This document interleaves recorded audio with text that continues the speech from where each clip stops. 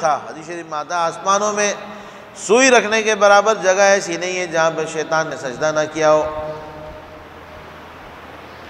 اس کو امید تھی کہ اب دنیا کے اندر مجھے گورنر بنا دیا جائے گا، اور شیطان کو یہ یقین ہو گیا تھا خود سے کہ مجھے دنیا میں خلیفہ بنایا جائے گا، اور وہاں پہ مجھے اللہ تعالیٰ کا نمائندہ بنا دیا جائے گا، اب تم جا کے سارے نظام دیکھو۔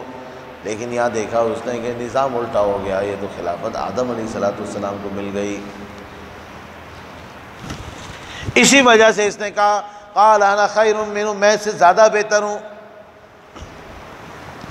نمبر 2، اللہ رب العزت نے آدم علیہ السلام کے اندر بھی اور جنات کے اندر بھی دونوں میں شر کرنے کا ملکہ رکھا ہے۔ انسان بھی شریر اور شیطان ہوتے ہیں، لیکن خیر کا جذبہ اور علم کا جذبہ صرف آدم علیہ السلام میں رکھا، وہ جنات میں نہیں رکھا۔ اس کی جو طاقت اور علم کی اور صلاحیت تھی وہ فرشتوں میں بھی نہیں تھی، آدم علیہ السلام میں تھی۔ اس لیے اللہ رب العزت نے ان کو وہ ملکہ عطا فرمایا اور پھر وہ مرتبہ بھی عطا فرمایا۔ اس سے شیطان بہت ناراض ہو گیا۔ اس کو مسئلہ سجدے سے نہیں تھا، صرف مسئلہ تو وہ مرتبہ، وہ مقام، وہ ساری چیزیں چھن جانے کا تھا۔ وَإِذْ قُلْنَا لِلْمَلَائِكَةِ اسْجُدُوا لِآدَمَ، اور جب ہم نے فرمایا فرشتوں سے کہ سجدہ کرو آدم علیہ السلام کو، فَسَجَدُوا، سب نے سجدہ کیا، إِلَّا إِبْلِيسَ، مگر ابلیس بے ایمان نے نہیں کیا، ابا، اس نے نہ مانا، انکار کر دیا، وَاسْتَكْبَرَ، اور تکبر میں پڑ گیا، وَكَانَ مِنَ الْكَافِرِينَ، اور تھا ہی کافروں میں سے۔ اللہ رب العزت کے علم میں پہلے سے تھا کہ یہ کافروں میں سے، اللہ تعالیٰ پہلے سے جانتے تھے۔ بسا اوقات ایک انسان کو اندازہ ہوتا ہے کہ یہ انسان بے وفائی کرے گا، تو پہلے کیوں نہیں نکال دیا؟ جب تک کوئی انسان جرم نہ کرے تو نکال دینا اس کہنے کا موجب بن سکتا ہے کہ بھئی یہ تو زیادتی ہو گئی، آپ کو کیا پتہ کرے گا نہیں کرے گا۔ اب جب اس کا جرم ظاہر ہو گیا، اب اس کا کھوٹ ظاہر ہو گیا، اور جب اس کی 2 نمبری پکڑی گئی، پہلے تو اللہ تعالیٰ کو پتا تھا ایسا ہی ہے یہ، اب ظاہر ہو گیا۔ اللہ اکبر کبیرہ، ابا واستکبر وکان من الکافرین، تکبر کیا، انکار کیا اور تکبر کیا، اور تا وہی کافروں میں سے۔ وَقُلْنَا يَا آدَمُ اسْكُنْ أَنْتَ وَزَوْجُكَ الْجَنَّةَ، اور ہم نے کہا آدم علیہ السلام سے آپ ٹھہر جائیں، آپ اور آپ کی اہلیہ جنت میں۔ آدم علیہ السلام اکیلے پیدا ہوئے، بڑی وحشت محسوس کرتے تھے، اکیلا بندہ کیا کرے، دوسرا کوئی ہے ہی نہیں، پورے کراچی شہر میں ایک بندہ چھوڑ دو اکیلا، اس کو کہو سارے گھر بھی تیرے پاس، سب کی چابیاں تمہارے پاس، سارے کھانے تمہارے پاس، سارے بینک و دولت تمہارے پاس، ٹھیک ہے، بس رہو گے اکیلے، سڑکوں پہ پھرتا رہے گا، ادھر سے ادھر جائے گا، سوئے گا، اٹھے گا، جائے گا، ایک وقت آئے گا تنگ آ جائے گا، کھائے گا پیے گا سب کچھ کرے گا، تنگ آ جائے گا۔ آدم علیہ السلام اکیلے ایک دن سو رہے تھے، بائیں پسلی پر پسینہ آیا، پسینہ کا قطرہ جیسی ٹپکا، ہوا میں گرنے سے پہلے ایک دم اسے ایک بلبلا سا بننا شروع ہوا، بڑا سارا بنتے اسے ایک بڑی حسین اور جمیل خوبصورت سی خاتون آ گئی، ہماری دادی جدہ، عربی میں کہتے ہیں جدہ، دادی کو کہتے ہیں۔ اب بھی حضرت اماں حوا کی قبر جدہ میں ہے، سعودیہ کا جو شہر ہے جدہ، جدہ کا مطلب دادی ہے۔ اب انہوں نے بند کر دیا قبر کو ہر طرف سے، آبادی کے بیچ میں آ گئی۔ اللہ اکبر، بڑی خوبصورت سی خاتون آ گئی، آدم علیہ السلام دیکھ کے خوش ہو گئے، پہلا انسان دوسرا نظر آیا ان کو، پوچھا من انتی، تم کون ہو؟ قالت انا حوا، اما حوا نے کہا میں حوا ہوں۔ کہا لی تم ہوا کیوں؟ تو کہا کہ لأنی خلقت فی الہوا، میں اصل میں ہوا میں پیدا ہوئی نا، اس لیے میں ہوا ہوں۔ تو من انتی، تم ہو کیا چیز؟ قالت انا امرأ، تو کیا جنس ہو، کیا چیز ہو؟ کہا میں عورت ہوں۔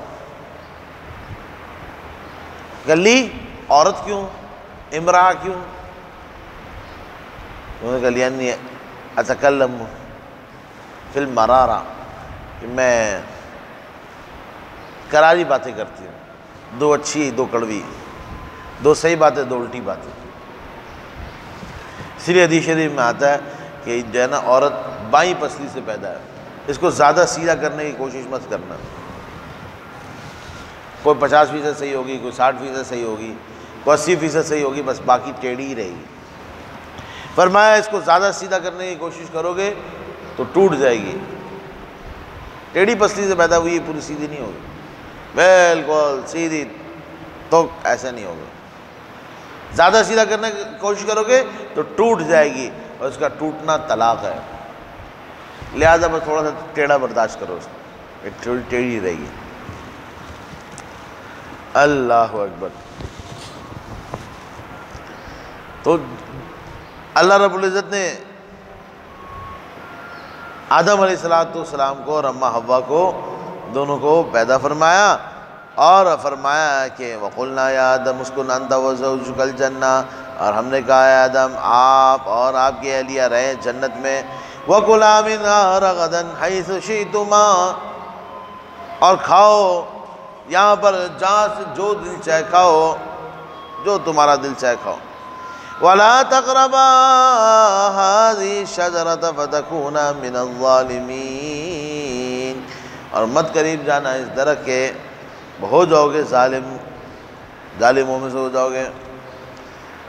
فَأَزَلَّهُمَا الشَّيْطَانُ، بس ان کو ہلا دیا شیطان نے، عنہا اس جگہ سے، فَأَخْرَجَهُمَا مِمَّا كَانَ فِيهِ، بس ان کو نکال دیا ادھر سے جہاں یہ دونوں تھے۔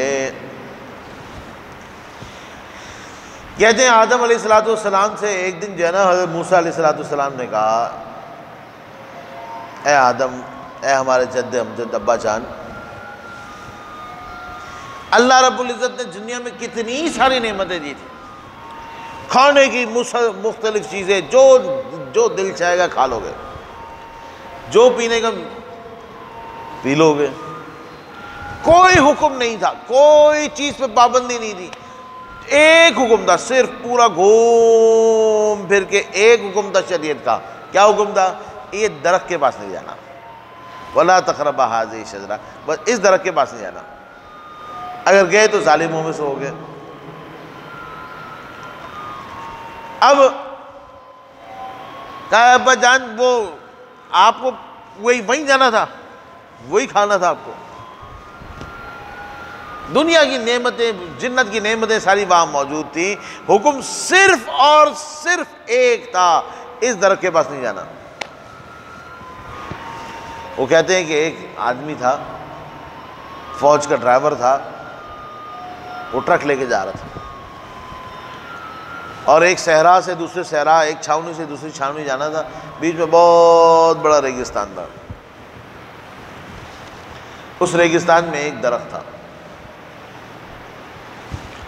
جب گاڑی پہنچی، ٹرک پہنچا دوسری طرف، تو اس کا ایکسیڈنٹ ہوا تھا اور وہ درخت سے ٹکرا گیا تھا۔ سرکاری گاڑی کو نقصان ہوا، انکوائری بنی، اس کو ڈرائیور کو بٹھایا، بھائی یہ تو نے کیا کیا؟ کہا صاحب غلطی ہو گئی، وہ درخت پہ گاڑی لگ گئی۔ تب پورے صحرا میں ایک درخت تھا، تم نے اسی کو جا کے مار دیا۔ کہا صاحب بہت غلطی ہو گئی، میں نے بتایا آپ سے۔ ہوا کیسے؟ کہا ہوا یہ کہ میں اس درخت کو دیکھ رہا تھا،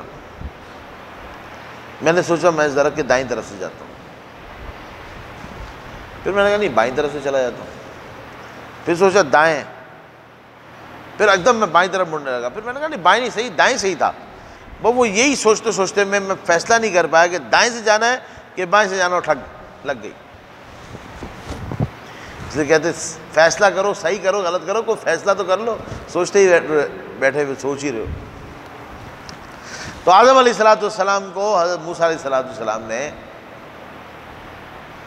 کہا کہ آپ کو پتہ نہیں ہے دنیا میں جا کے ہم نے کتنی تکلیفیں برداشت کی. اب کماؤ بھی، پسینہ بھی بہاؤ، کھیتی باڑی بھی کرو،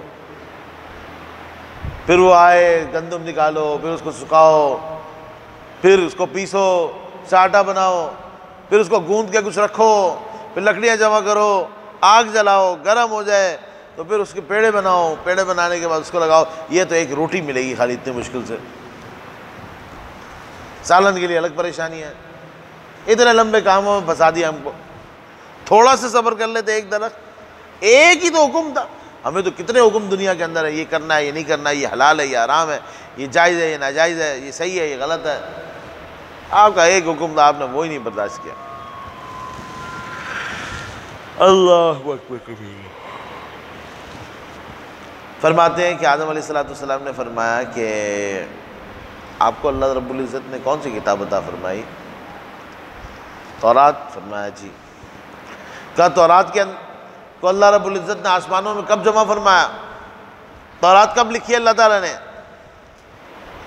کہا کہ آپ کی پیدائش سے 40 سال، آدم علیہ السلام کی پیدائش سے 40 سال پہلے اللہ تعالیٰ نے لوح محفوظ میں تورات کو محفوظ کر لیا تھا، لکھ دیا تھا وہاں پہ. پوچھا کیا تورات میں یہ واقعہ لکھا ہوا ہے کہ میں نے اس طرح کھایا؟ کہا جی ہاں، اللہ تعالیٰ نے وحی کیا، مجھے پتہ چلا تو میں آپ سے کہہ رہا ہوں نا کہ آپ نے یہ پھل کیوں کھایا. آدم علیہ السلام نے فرمایا آپ مجھے اس چیز پر ملامت کیسے کر سکتے ہیں جس کا فیصلہ اللہ تعالیٰ نے میری پیدائش سے 40 سال پہلے فرما لیا تھا کہ ایسے آدم آئے گا، آدم کھائے گا اور دنیا میں جائے گا. سب وہ تو اللہ تعالیٰ کا فیصلہ تھا، وہ تو میں نے کرنا ہی کرنا تھا. تو اللہ تعالیٰ نے بتایا تھا ایسے ہی ہوگا. فحاج آدم و موسیٰ، حدیث شریف میں آتا ہے آدم علیہ السلام نے حجت قائم کر دی موسیٰ علیہ السلام پر. اب موسیٰ علیہ السلام کچھ کہہ نہیں سکتے. اللہ اکبر کبیرہ. مشہور یہ ہے کہ یہ گیہوں کا دانہ تھا، گیہوں کا پودا تھا. شیطان کو چونکہ بڑا حسد تھا انسان سے، کیونکہ خلافت اس کو نہیں ملی، آدم علیہ السلام کو مل گئی، اور پھر سجدہ نہ کرنے پر اس کو راندہ درگاہ کر دیا گیا. آج تک کی ساری عبادتیں مردود ہو گئیں. فخرج، اللہ تعالیٰ نے فرمایا نکل جائیں سے، گیٹ آؤٹ. فَإِنَّكَ رَجِيمٌ، تو مردود ہے. وَإِنَّ عَلَيْكَ لَعْنَتِي إِلَىٰ يَوْمِ الدِّينِ، تجھ پر میری لعنت ہوگی قیامت تک. تو ملعون بن گیا. سارا حسد اور غصہ آدم علیہ السلام پر تھا. اب آدم علیہ السلام جب کسی سے کوئی حسد رکھتا ہو، کینہ رکھتا ہو، بغض رکھتا ہو، دشمنی رکھتا ہو، تو اور وہ ہر ناجائز کام کرنے والا ہو، تو وہ سوچتا ہے میں کیسے اس کو گراؤں. کہتے ہیں کہ اس نے سانپ کی شکل اختیار کی اور مور جنت کا پرندہ تھا، مور کے پاؤں میں لپٹا اور جنت پہنچ گیا. اور جنت پہنچنے کے بعد اس نے اماں حوا کو قائل کیا. ایک قول یہ ہے کہ نہیں، آدم علیہ السلام سے جنت کے دروازے پہ ملا. ایک قول ہے کہ نہیں، آدم علیہ السلام اور اماں حوا باہر آئے ہوئے تھے، وہاں ملاقات ہوئی. ایک قول یہ ہے کہ فوسوس لہم الشیطان، وسوسہ ڈالا. وسوسہ دور بیٹھ کے ڈلتا ہے، ٹیلی پیتھی کے ذریعے، چیزوں کے ذریعے انسان کے دل میں خیال ڈالا جا سکتا ہے. تو شیطان نے دور سے بیٹھ کے وسوسہ ڈالا. اللہ. تو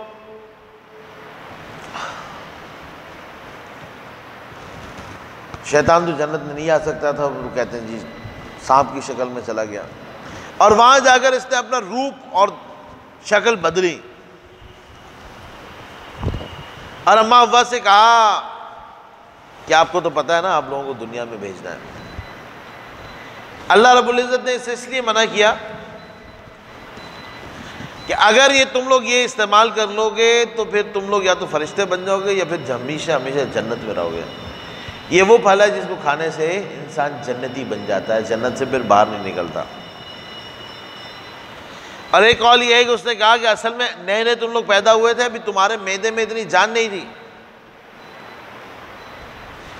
جیسے کسی کا پیٹ خراب ہو تو ڈاکٹر منع کرتا ہے کہ بھئی یہ دوائیں نہیں، یہ ثقیل چیزیں مت کھانا۔ یہ اس وقت طور پہ وقتی طور پہ ہوتی ہیں، ہمیشہ کے لیے نہیں ہوتی۔ جب وہ ثقل دور ہو جاتا ہے، جب وہ بوجھ ختم ہو جاتا ہے، پھر وہ سب چیزیں کھا سکتا ہے، تو حکم میں ختم ہو جاتا ہے۔ تو فرمایا جب وہ پیدا کیا تھا نا، اس وقت تمہارے معدوں میں اتنی جان نہیں تھی، اس لیے اللہ رب العزت نے منع فرمایا۔ اب تو تم لوگ ماشاءاللہ پرانے ہو گئے ہو، پکے ہو گئے ہو، اب آپ کھا سکتے ہیں۔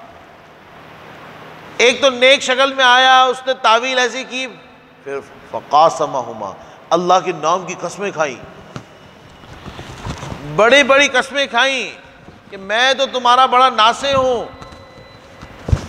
اور میں تو تمہارے فائدے کی بات کر رہا ہوں۔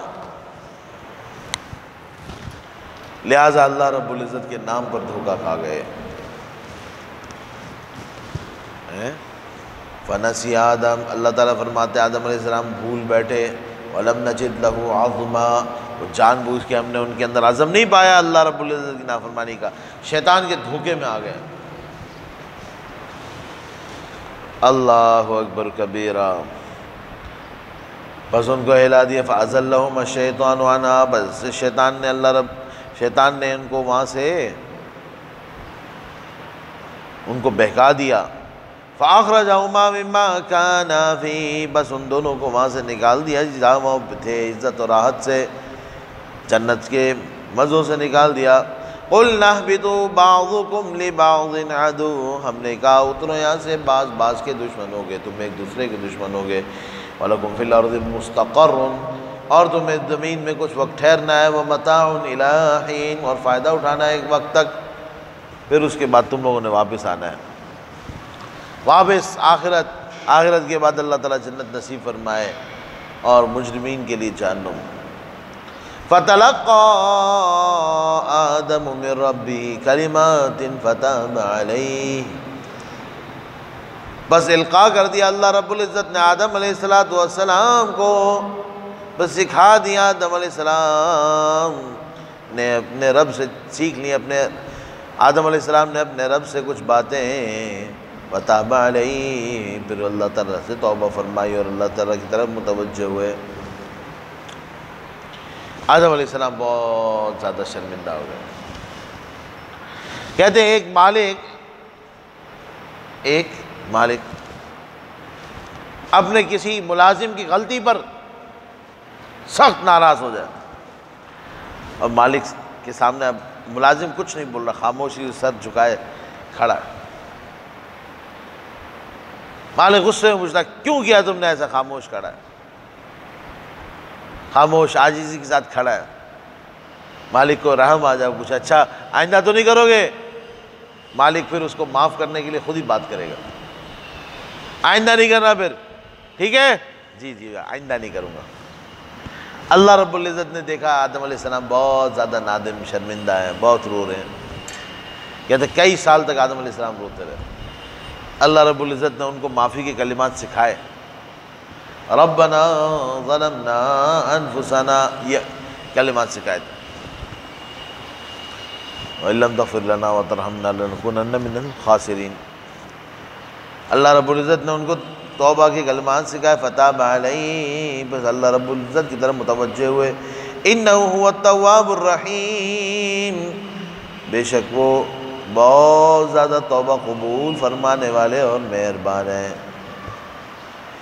تو آدم علیہ السلام اصل میں تو بنائے خلیفہ دنیا کے لیے گئے تھے، جنت میں خلافت کی تھوڑی ضرورت تھی، تو خلافت تو بھیجنی تھی دنیا میں، لہٰذا تشکیل تو وہاں ہونی تھی، اور اللہ تعالیٰ نے ان کو دنیا میں بھیج دیا۔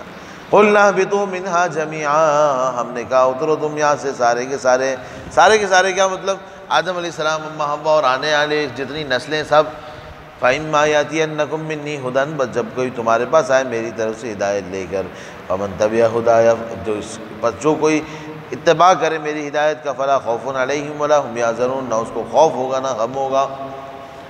خوف آئندہ آنے والی چیز پر، غم گزری ہوئی چیز پر۔ مثلا ایک شخص بیمار ہے، آپ کو ڈر ہے خدا نہ خواستہ مر نہ جائے، بہت زیادہ بیمار ہے، یہ خوف ہے، اور اللہ نہ کرے اس کا انتقال ہو گیا، اب آپ کو غم ہے، یار بڑا افسوس ہوا۔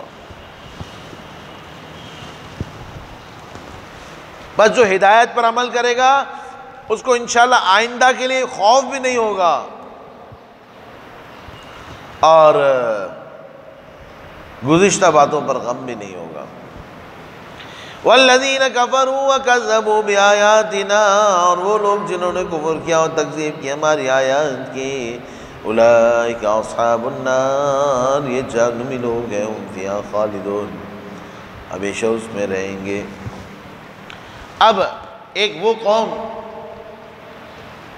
جس پر اللہ کے بہت زیادہ انعام و اکرام ہوئے، یا آدم علیہ السلام پر انعام و اکرام اور ان کی فضیلت اور ان کے دنیا میں آنے کا ذکر۔ اب ایک خاص قوم جس میں کم و بیش ہزاروں کی تعداد میں 4000 سے لے کے 60 اور 70 ہزار تک کے اقوال آتے ہیں کہ بنی اسرائیل کے اندر پیغمبر آئے، ابراہیم علیہ السلام سے لے کر عیسیٰ علیہ السلام تک بہت سارے پیغمبر بھیجے گئے، اور پیغمبر زادے یعقوب علیہ السلام کی اولاد ابراہیم علیہ اسحاق علیہ السلام کی جو اولاد تھی، پیغمبر زادے، ان کا ذکر اور ان کی نافرمانیوں کا ذکر، یہود کا۔ یہاں پہ 3 دفعہ خطاب فرمایا گیا، یا بنی اسرائیل، یا بنی اسرائیل، پھر یا بنی اسرائیل۔ پہلے نعم مجملہ کے ساتھ ذکر کیا، پھر نعم مفصلہ کے ساتھ، پھر نعم مدللہ کے ساتھ ذکر کیا گیا۔ پہلا یا بنی اسرائیل اذکروا نعمتی التی انعمت علیکم، یاد کرو ان احسانات کو جو میں نے تم پہ کیے، واوفوا بعہدی، اور پورا کرو میرا عہد، اوفوا بعہدکم، میں بھی پورا کروں گا تم سے کیا ہوا وعدہ۔ اگر تم اپنا وعدہ پورا کرو گے تو میں بھی پورا کروں گا۔ وَإِيَّايَ فَارْهَبُونَ، اور مجھ سے ہی ڈرو۔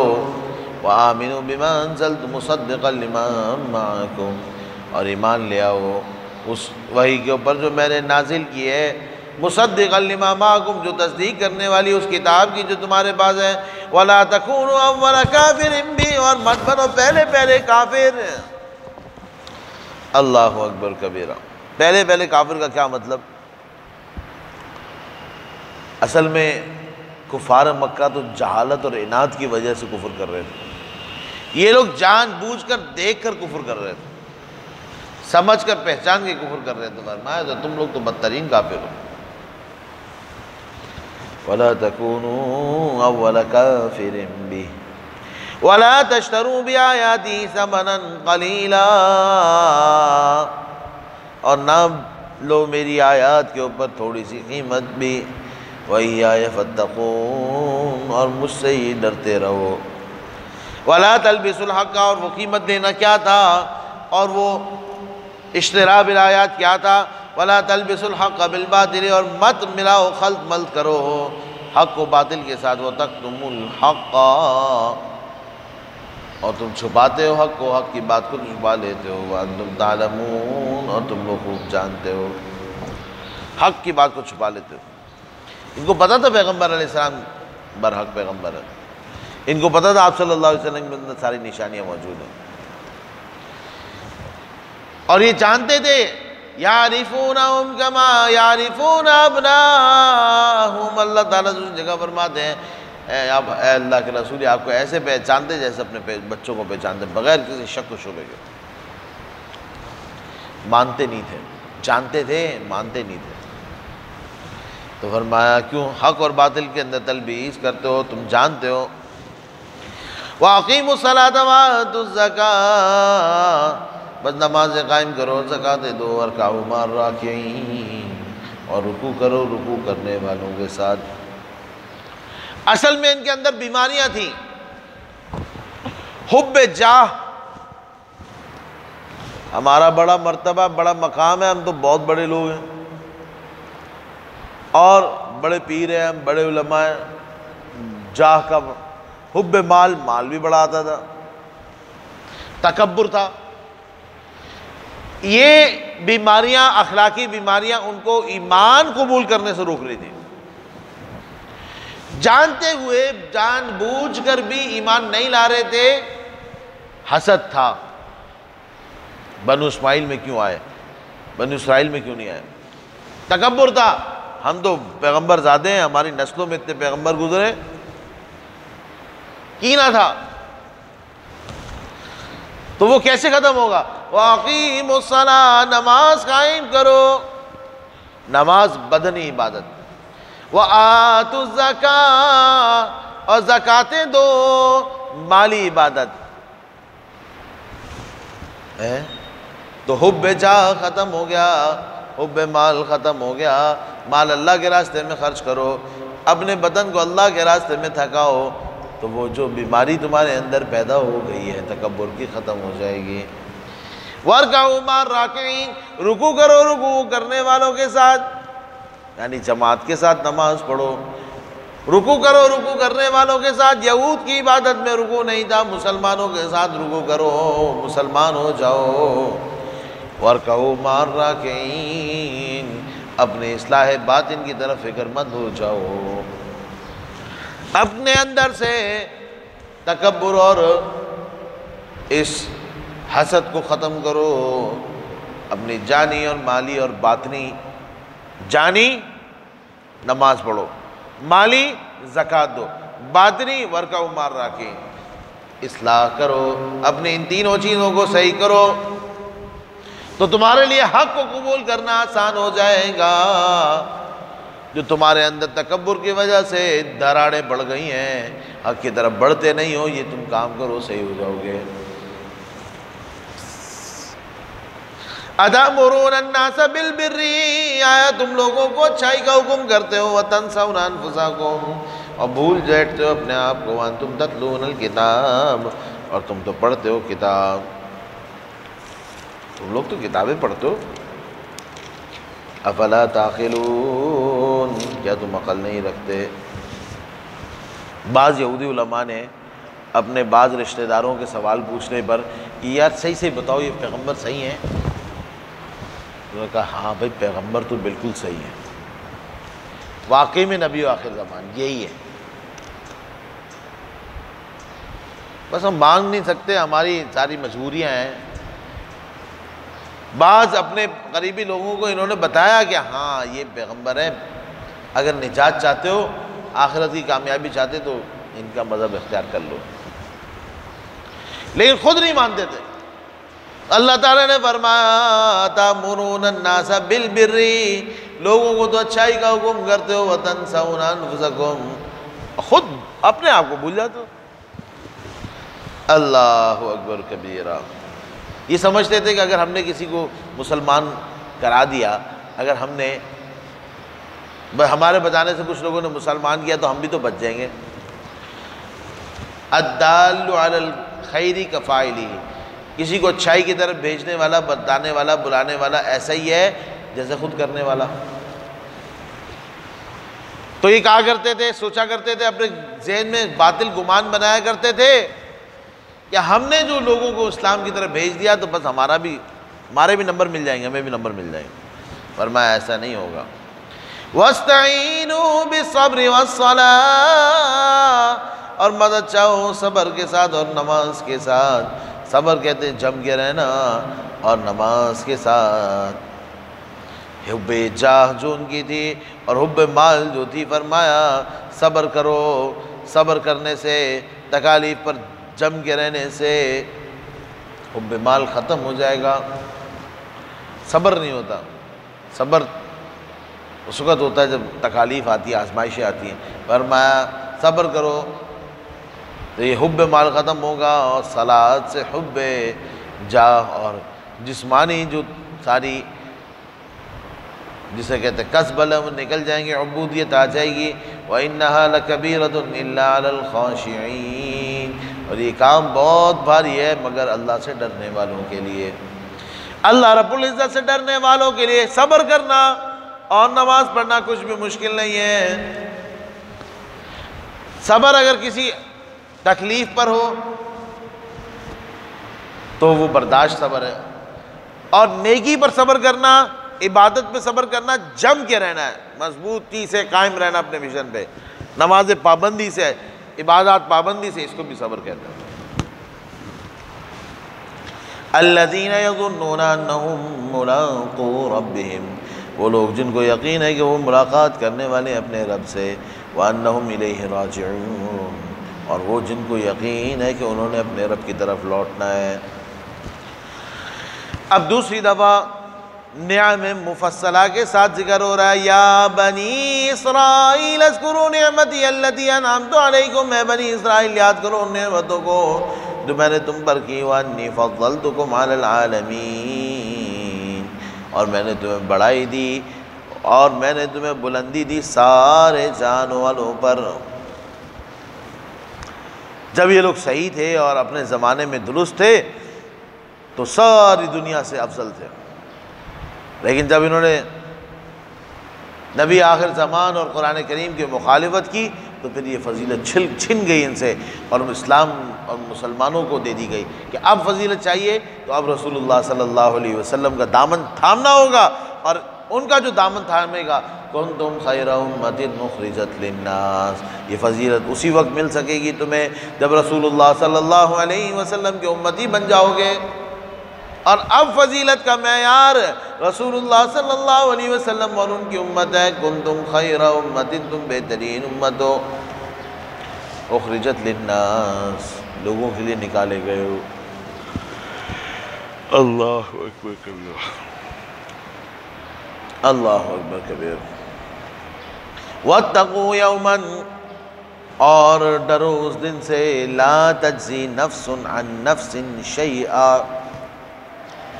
جس دن کوئی کسی کے کام کچھ بھی نہیں آ سکے گا، ولا يقبل منها شفاعہ، اور نہ ہی وہاں قبول کی جائے گی کوئی سفارش، ولا يؤخذ منها عدل، نہ ہی کوئی بدل لیا جائے گا، ولا هم ينصرون، نہ ان کی مدد کی جائے گی۔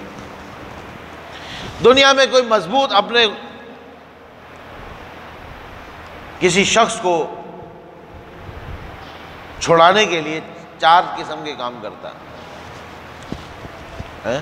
سیاسی پارٹی ہو گئی، کوئی بڑا ہو گیا، سب سے پہلے تو کوشش کرتا ہے کہ جو بھی کوئی حق ہے وہ ادا کرے، کیا مسئلہ ہے جی، یہ ٹوٹ گیا ہے، یہ جرمانہ ہے، وہ ادا کرے، چھڑواؤ اس کو۔ تو فرمایا واتقوا لا تجزی نفس عن نفس، کوئی کسی کے کچھ کام نہیں آئے گا۔ پھر جب براہ راست دے لے کے کام نہیں بنتا تو سفارش لگواتے اوپر سے، فرمایا سفارش بھی کوئی نہیں چلے گی اس دن۔